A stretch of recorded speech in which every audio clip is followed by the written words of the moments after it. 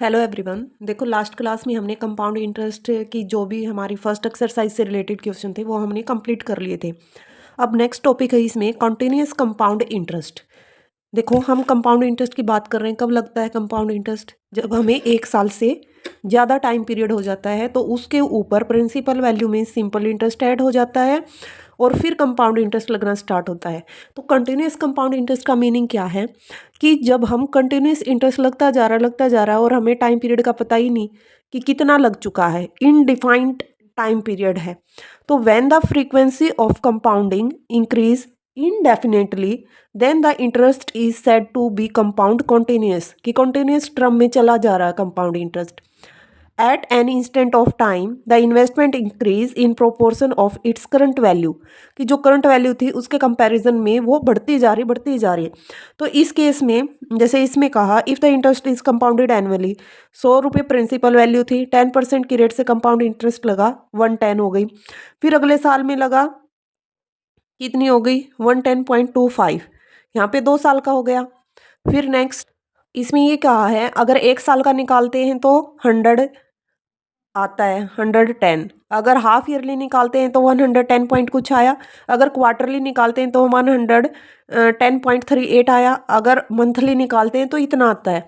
Means compound interest start होना शुरू हो जाता है हाफ ईयरली या फिर क्वार्टरली और मंथली एक टाइम पीरियड के बाद। तो कंपाउंड इंटरेस्ट अगर क्वेश्चन में गिवन है तो उसका ये फॉर्मूला निकलेगा अमाउंट निकालने का। अभी तो हम अमाउंट निकाल रहे थे P into 1+R divide by 100 की पावर T। लेकिन अगर क्वेश्चन में मेंशन है कि interest is compound continuously then after n year the amount of principal is given by, ठीक है, प्रिंसिपल वैल्यू गिवन है, आर गिवन है, एन गिवन है, ई हमें कांस्टेंट गिवन है, ई की वैल्यू हमें क्वेश्चन में गिवन होगी, अगर नहीं है तो आप इसको याद करके जाना, ये सेम रहेगी हर क्वेश्चन में। और क्वेश्चन में मेंशन मिलेगा आपको कि कंपाउंड इंटरेस्ट कंटिन्यूस निकालना या फिर सिंपल कंपाउंड इंटरेस्ट निकालना, ये फॉर्मूला पुट करना है अगर कंटिन्यूस वर्ड आ जाए। अगर कंटिन्यूस वर्ड नहीं है तो ये वाला फॉर्मूला पुट करना है अमाउंट निकालने के लिए।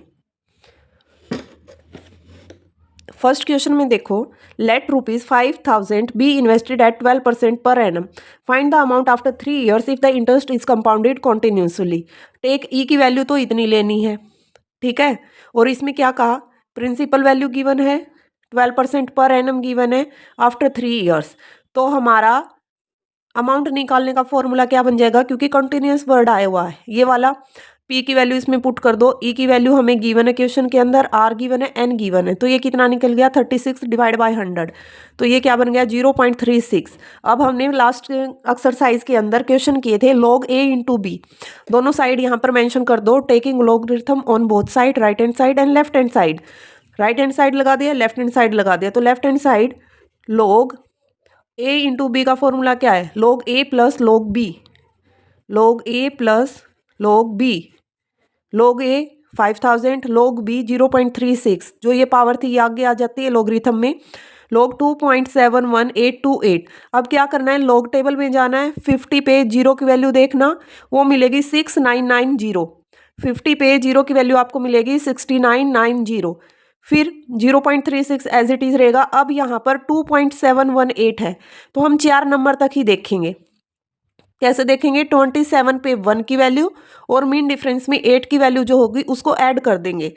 अब देखो यहाँ पर देखो 27 पे 1 की वैल्यू कितनी है 4314, 27 पे 1 की वैल्यू देखनी है 4314 और 8 पे हमें वैल्यू गिवन है, यहाँ पर मीन डिफरेंस के अंदर 8 पे वैल्यू गिवन है 13, तो 4314 में 13 ऐड करना है, तो ये क्या बन जाए, तो यहाँ पर ये वैल्यू आ गई 43 लॉगरिथम टेबल की हेल्प से।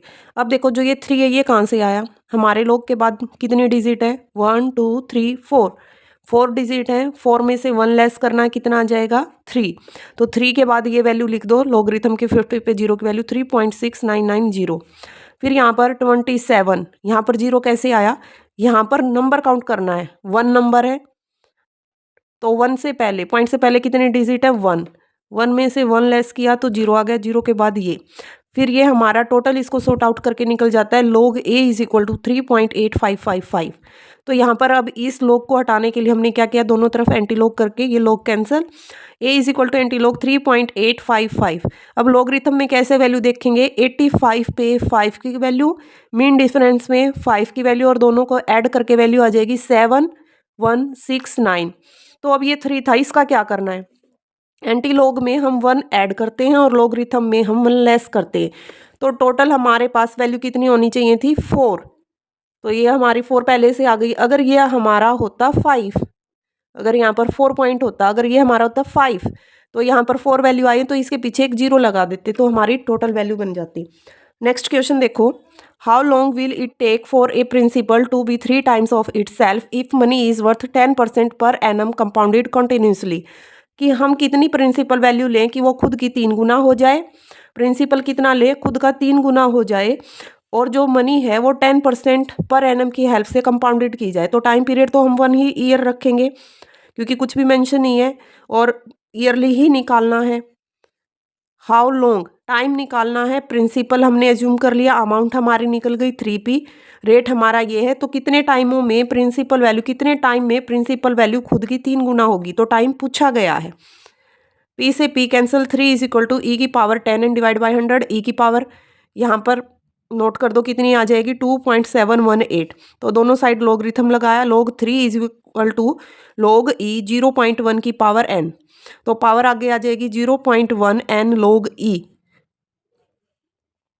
log 3 इधर लेके गए, log 3 डिवाइड बाय, ये सारा इधर इसके डिवाइड में आ गया तो n की यहाँ से वैल्यू निकाल दी इन्होंने। तो यहाँ log 3 30 पे 0 की वैल्यू चेक करना, वो आएगी 4741। 30 पे 0 की वैल्यू ये, तो एक डिजिट है, एक में से एक लेस करेंगे तो 0 बनेगा, 0.4771, 0.1 as it is log e। तो e की वैल्यू यहाँ पर पुट करके फिर 27 पे 1 की वैल्यू और 8 की वैल्यू देखनी है। तो इसको काट दो, यहाँ से ईयर आ जाएगा 10.99, तो इसको हम 11 भी लिख सकते हैं, अप्रोक्सीमेट 11 ईयर्स। प्रिंसिपल को खुद का 3 गुना होने में 11 साल लगेंगे। नेक्स्ट टॉपिक है problem on effective rate of interest, depreciation and population. तो इसमें इफेक्टिव रेट ऑफ इंटरेस्ट का मीनिंग क्या है, नॉमिनल एनुअल रेट और नॉमिनल रेट क्या है। तो अगर एक साल में एक से ज़्यादा बार हम कंपाउंड इंटरेस्ट की बात करते हैं कि हाफ ईयरली, मंथली, क्वार्टरली निकाला जाएगा तो वो तो मिलेगी नॉमिनल एनुअल रेट। अगर एक साल के अंदर निकाला जाता है with in the 1 year is called effective annual rate. तो दो डिफरेंसेस में क्या मिले, हाफ ईयरली, क्वार्टरली और मंथली होगा तो वो एनुअल रेट है, नॉमिनल एनुअल रेट है। अगर rate of interest annually earn होता है इन 1 year is called effective annual rate.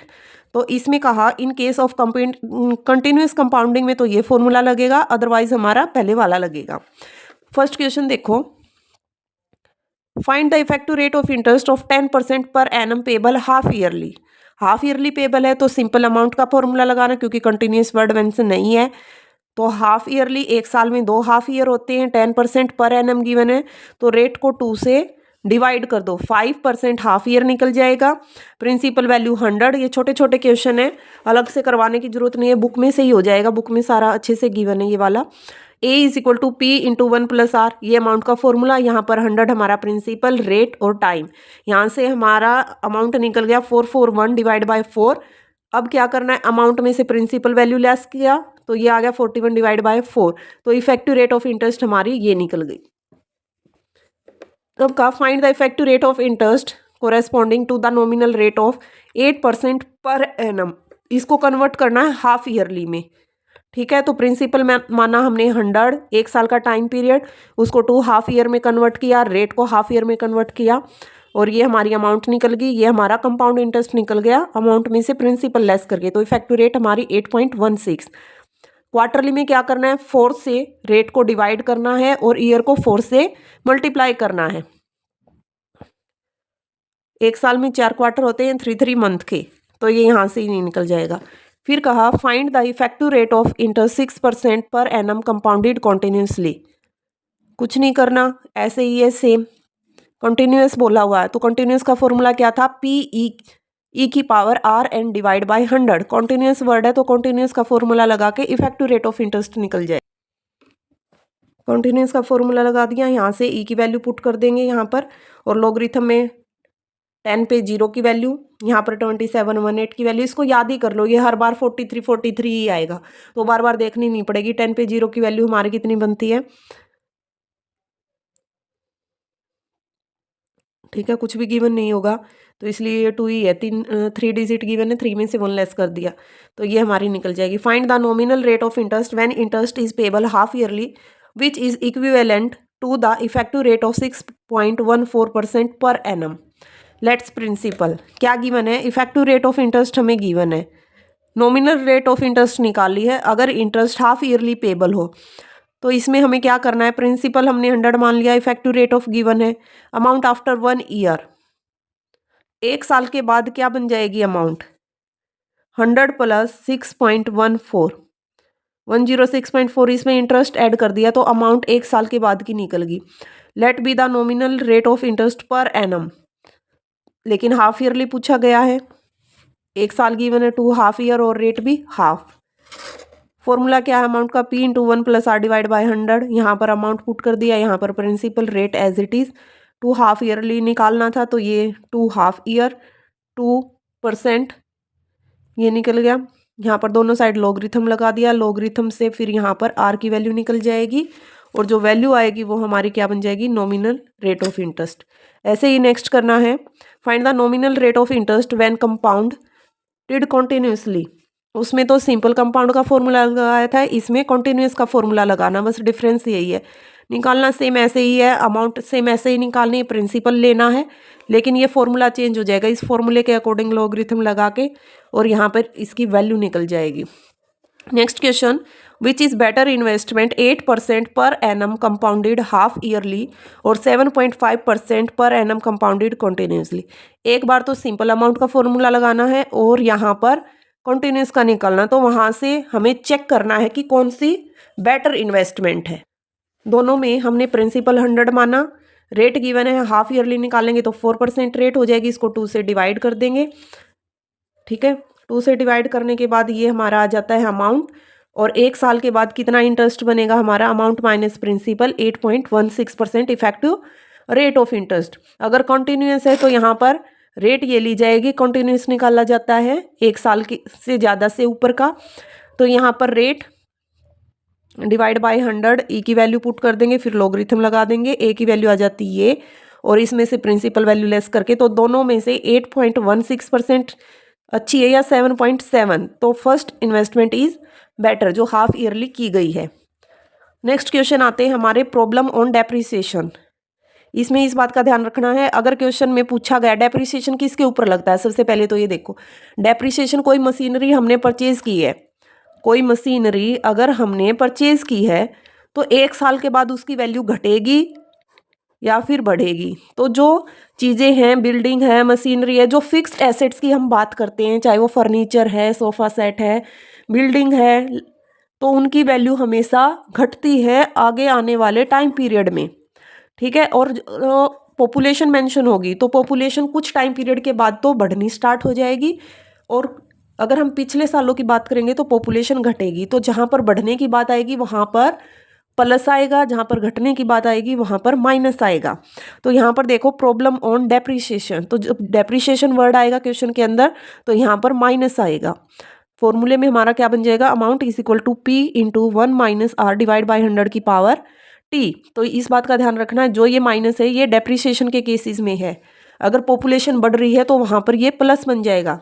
जैसे फर्स्ट क्वेश्चन में कहा, the value of a machinery depreciate by 5% annually, depreciate हो रही है तो क्या फॉर्मूला लगेगा, P into 1 minus R divide by 100। Present value कितनी है, present value P, time period 4, तो इसमें पुट कर दो, माइनस से कुछ फर्क नहीं पड़ेगा, बस ये वाली जो बीच की वैल्यू है ये कम हो जाएगी। पहले ये हम ऐड करते थे 100 में, अब ये 100 में से 5 हमारा लेस हो जाएगा। तो अब क्या करना है, ये आ गया, दोनों तरफ लॉगरिथम लगानी है और ए की वहाँ पर वैल्यू चेक करनी है कितनी बनेगी। तो लॉगरिथम लगने के बाद अमाउंट आ जाती है 1,71,000। पहले प्रिंसिपल वैल्यू कितनी थी, 2,10,000। अब अमाउंट कितनी आई 4 सालों के बाद, मीन्स जो मशीनरी थी उसकी वैल्यू 4 साल के बाद घटकर कितनी हो गई, 1,71,000। नेक्स्ट में कहा कोई प्रॉपर्टी थी जिसकी वैल्यू डिक्रीज हो गई। हम कहते हैं कि प्रॉपर्टी के दाम बढ़ते हैं, लेकिन ज़रूरी नहीं कि बढ़ेंगे, घट भी सकते हैं, कुछ भी पॉसिबिलिटी हो सकती है फ्यूचर में, ठीक है। क्योंकि प्रॉपर्टी अगर बनाई हुई बिल्डिंग है तो वो उसकी वैल्यू घटेगी, अगर खाली प्लॉट हुआ है तो उसकी वैल्यू घट भी सकती है, बढ़ भी सकती है, दोनों केस हो सकते हैं। तो ये तो कह रहे हैं कि उसकी वैल्यू डिक्रीज हो गई इतनी रेट से, जो बिगनिंग में थी उसकी वैल्यू उससे घटकर इतनी हो गई। तो बिगनिंग में कितनी वैल्यू थी, if it's value at the end given है, मीन्स अमाउंट हमें गिवन है, बिगनिंग की वैल्यू इन्होंने पूछी हुई, मीन्स प्रिंसिपल हमसे पूछा हुआ है, जो हमारी बिगनिंग की वैल्यू थी, और एंड की वैल्यू हमें गिवन है, ईयर गिवन है, रेट गिवन है, फॉर्मूले में पुट कर दो, यहाँ से हमारी पी की वैल्यू निकल जाएगी। Next question, a machinery plant costing 10,000 rupees depreciate each year. ठीक है, मशीनरी है उसकी वैल्यू कितनी है, वो 10,000 रुपये से डेप्रिसिएट हो रही है हर साल, 10% of its value at the beginning. After how many years will it value at half of its original value. तो value at the beginning of the first year 10,000, तो हमें बताओ कितने सालों में वो खुद की वैल्यू का आधा हो जाएगी। मीन्स ओरिजिनल वैल्यू 10 थी, आधी हो गई, तो वो कितनी बनेगी 5,000। अमाउंट हमारी निकल गई 5,000, रेट हमें गिवन है, टाइम हमें निकालना है, करके देख लेना, इजी है। Next question, a machinery depreciate at the rate of 10% of its value at the beginning of an year. कि शुरू में जो उसकी वैल्यू थी वहाँ से वो 10% की रेट से डेप्रिसिएट हो रही, मीन्स घट रही है।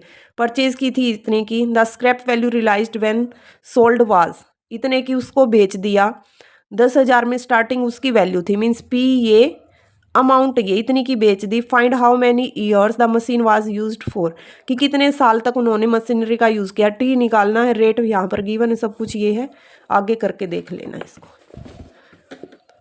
प्रॉब्लम ऑन पॉपुलेशन, देखो पॉपुलेशन की बात आती है तो हमारा फॉर्मूला क्या बन जाएगा, amount is equal to P into 1 plus R divide by 100 की power T. If the increase is, अगर इंक्रीज हो रही है तो ये, अगर पॉपुलेशन जिस साल में घट रही है तो वहाँ पर माइनस आ जाएगा, और जिस साल में बढ़ रही है वहाँ पर प्लस आ जाएगा। मीन्स किसी साल में बोला बढ़ गई, किसी साल में बोला घट गई, तो अलग अलग तरीके से अगर हमें पॉपुलेशन गिवन है तो कभी प्लस आएगा कभी माइनस आएगा, वो हमें डिपेंड करता है कि हमें स्टेटमेंट क्या गिवन है। तो फर्स्ट क्वेश्चन में देखो, the population of a town is 1,40,000 increase 5%। ठीक है, तो 5 साल के बाद पॉपुलेशन कितनी होगी, वो हर साल 5% की रेट से बढ़ रही है, तो ये फॉर्मूला कर लेना। Is the population of a town decrease आया तो यहाँ पर क्या आ जाएगा, माइनस फॉर्मूले में। प्रेजेंट पॉपुलेशन इतनी है, 3 साल के बाद कितनी होगी।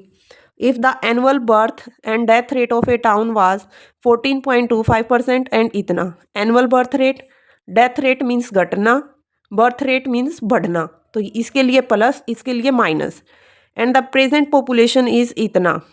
Find the population after 3 years. तो इसको कैसे करेंगे, जो और में स्टेटमेंट गिवन थी 20.5 और 14.5, 20 में से 14 पॉइंट वाला लेस हो जाएगा, वहाँ से टोटल परसेंटेज हमारी निकल जाएगी कि डेथ रेट ज़्यादा है या फिर बर्थ रेट ज़्यादा है। तो डेथ रेट ज़्यादा था तो हमारा यहाँ पर क्या आएगा, माइनस। ठीक है, the population of A city was 40,963 years ago, 3 साल पहले ये थी। इफ़ इट्स प्रेजेंट पॉपुलेशन 49,1, तो 3 साल पहले ये थी, अब ये है, मीन्स पॉपुलेशन बढ़ी है, तो बड़ी है तो ये आ जाएगा। अमाउंट गिवन है, टाइम गिवन है, रेट हमें निकालनी है, तो इन्होंने पूछा कितनी रेट से वो ग्रो की है। ठीक है, लास्ट क्वेश्चन है, the bacteria in a culture increase by 5% in the first hour. ठीक है, decrease by 5% in the second hour. अब यहाँ पर आवर्स के अकॉर्डिंग दिया है, फर्स्ट आवर दूसरे घंटे में तो वो क्या हुआ, डिक्रीज हुआ, तीसरे घंटे में बढ़ गया। If the count of the bacteria at the end of third hours में हमने अगर बैक्टीरिया को काउंट किया तो वो इतना था। Find the original count of bacteria in the sample. या तो हम ए और पी एज्यूम कर ले कि अमाउंट क्या शुरू में कितना था, लास्ट में कितना था। तो लास्ट का तो इन्होंने बता दिया कितना है, मीन्स अमाउंट हमें गिवन है। देखो लास्ट में तो इन्होंने बता दिया कि तीसरे घंटे के बाद उन्होंने बैक्टीरिया को काउंट किया तो इतना आ गया, 3 घंटे के बाद। शुरू में कितना था वो पूछा गया है ओरिजिनल, और इतनी रेट से घट रहा है बढ़ रहा है वो हमें गिवन है। एक बार बढ़ा, एक बार घटा, फिर बढ़ा, 5% से बढ़ा, 5% से घटा, फिर 5% से बढ़ गया। ये सब होने के बाद लास्ट में इतना आ गया। तो यहाँ पर p पूछा गया है, इनको मल्टीप्लाई कर दो, ठीक है। और यहाँ से इसको सॉल्यूशन को निकाल के देखना, इससे ये कैंसिल, 10 की पावर 5 इंटू 8000, ठीक है। तो 8 को भी अगर हम 8 इंटू ये करें तो 10 की पावर 3 और 10 की पावर 5 इंटू 8, बेस सेम है तो पावर हेड हो जाती है, 10 की पावर 8 इंटू 8। ये हमारा क्या बन जाएगा, original count of bacteria in the sample. मेरे ख्याल से कंपाउंड इंटरेस्ट की तीनों एक्सरसाइज कंप्लीट हो गई हैं, फर्स्ट भी, सेकंड भी, थर्ड भी। तो नेक्स्ट जो हमारा टॉपिक होगा वो होगा एन्युटी। तो इसको आप अच्छे से देखना, कमेंट सेक्शन में बताना आपको समझ में आया या नहीं आया। Thank you.